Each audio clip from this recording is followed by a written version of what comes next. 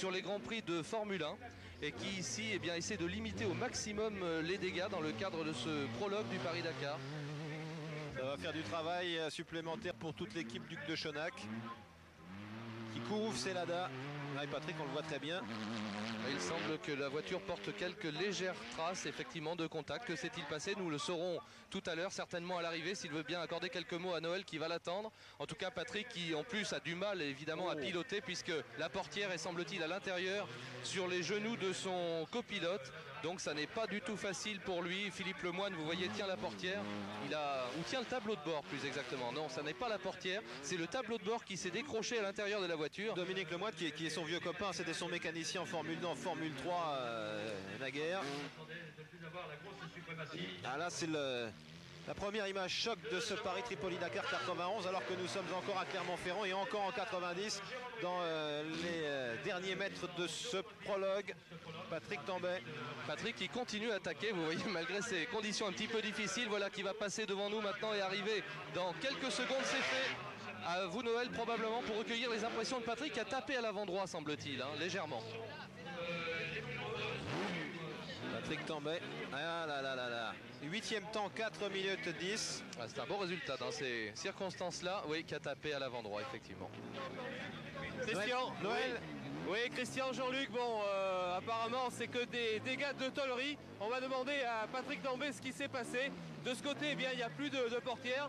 Alors, premier petit pépin pour vous, qu'est-ce qui passe exactement? Eh bien, la plaque Aïe aïe aïe, dommage. Écoutez, Noël, faites un nouvel essai. Noël Carl avec Patrick Tambay.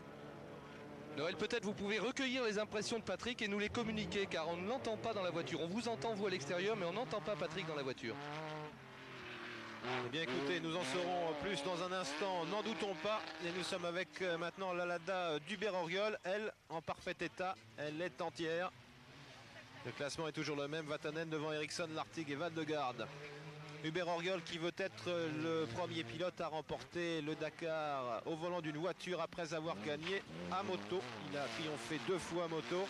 C'est le vainqueur du dernier grand rallye qui précédait le Dakar, à savoir le rallye des Pharaons organisé par Fenouil. Oui Noël. Oui Noël, c'est à vous, parlez à l'extérieur de la voiture, on vous entendait très mal tout à l'heure. Noël Carl. Bon, petit problème technique que nous allons probablement arranger.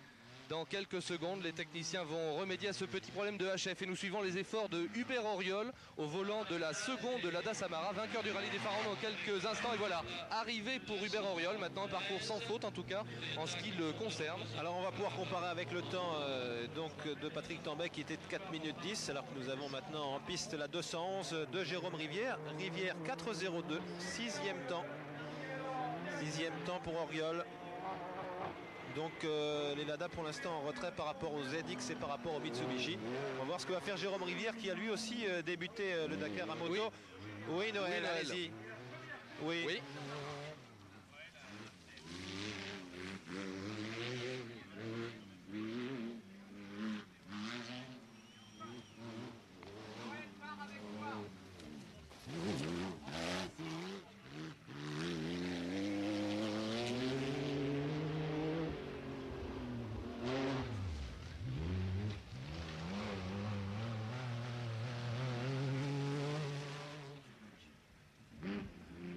Comme quoi tout peut arriver à tout instant dans toute compétition automobile.